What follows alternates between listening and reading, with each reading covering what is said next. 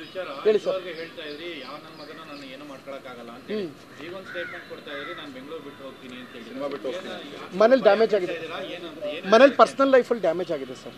ದಯವಿಟ್ಟು ನಾನು ಯಾವತ್ತೂ ಹೇಳ್ತಾ ಇಲ್ಲ. ಕಾನೂನಾತ್ಮಕವಾಗಿ ನಮ್ಮ ವಯಸ್ಸಿಗೆ ಏನು ಗೊತ್ತಾಯ್ತು ಸರ್, ಆಕೆ ಹತ್ರ ಫೋನ್ ಇಲ್ಲ ಸರ್. ನೀವು ಕೇಳೋದು ನ್ಯಾಯ ಇದೆ. ಅವ್ರು ತುಂಬ ಹೆದರ್ಕೊಂಡಿದ್ದಾರೆ ಸರ್. ಸರ್ ನನ್ನ ಪರ್ಸನಲ್ ಲೈಫು ಯಾವತ್ತಾರು ಹೊರಗಡೆ ತಂದು ಸರ್ ಇಷ್ಟೆಲ್ಲ ಕೇಳ್ತೀರಾ? ವಿನಮ್ರತೆಯಿಂದ ಒಂದು ಪ್ರಶ್ನೆ ಕೇಳ್ತೀನಿ. ಎಷ್ಟು ಮಾಧ್ಯಮಗಳು ಕಲರ್ಸು ಸುವರ್ಣ ಯಾವುದೇ ಶೋ ಮಾಡಿದ್ರು ಪ್ರಥಮ ನಿಮ್ಮ ವೈಫನ್ನು ಕರ್ಕೊಂಬಂದು ಅಂತ ಎಷ್ಟು ಸಲ ಕೇಳಿದ್ರು? ಯಾವ DKD ಶೋ ಮಾಡಿದಾಗಲೂ ಫ್ಯಾಮಿಲಿ ರೌಂಡ್ ಇತ್ತು.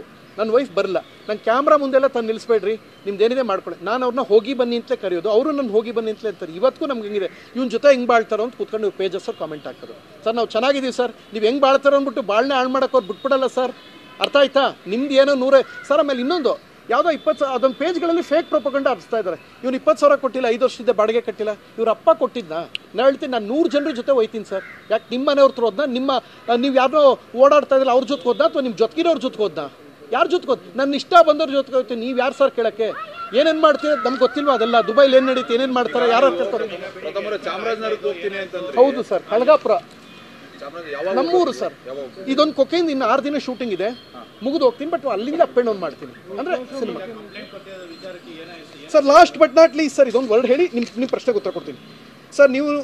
ನೀವು ನನ್ನನ್ನು ಟ್ರಾಲ್ ಪೇಜಸ್ ಅವರು ಅಥವಾ ಫೇಕ್ ಪೇಜಸ್ ಅವರು ಟಚ್ ಮಾಡಿದ್ರೆ ನೀವು ನೋಡ್ಕೊಂಡು ಮಜಾ ತಗೊಂಡ್ರೆ ನಿಮ್ಮ ಬಾಸಿಗೆ ಬಿಸಿ ಮುಟ್ಟಬೇಕು ಅನ್ನೋ ಕಾರಣಕ್ಕೆ ಇದು ಮಾಡ್ತಾ ಇದ್ದೀವಿ ಸರ್, ಅಷ್ಟೇ. ಸೊ 2 ಅವ್ರು ಬರಲೇಬೇಕು.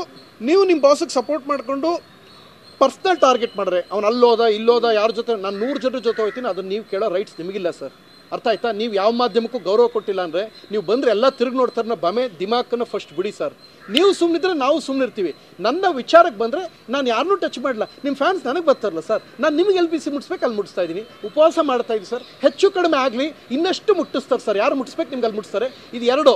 ಇದಕ್ಕೂ ನೀವು ಬಗ್ಗದೆ ಮತ್ತಷ್ಟು ಟ್ರಾಲ್ ಪೇಜು ಅಥವಾ ನಿಮ್ಮ ಫ್ಯಾನ್ ಪೇಜಲ್ಲಿ ಅದ್ಯಾವುದೋ ಡುಬಾಕ್ ನನ್ನ ಮಕ್ಕಳು ಯೂನಿವರ್ಸಿಟಿ ಡುಬಾಕ್ ಯೂನಿವರ್ಸ್ ಅಂತೆ. ಈ ನನ್ನ ಮಕ್ಕಳಿಗೆ ಸರ್ ಯೂನಿವರ್ಸಲ್ ಸಣ್ಣ ಹಣ ಕುಣ ತಣ ಅಟಾಕ್ ಚಟಾಕ್ ತುಟುಕು ಸಮ ಇಲ್ಲ. ಈ ನನ್ನ ಮಕ್ಕಳು ಯೂನಿವರ್ಸ್ ಅಂದ್ರೆ ಏನ್ರೋ ಪೆಂಗುಂಡೆವಾ?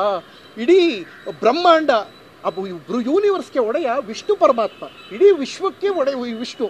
ಇವ್ರು ಯೂನಿವರ್ಸ್, ದೇವರು.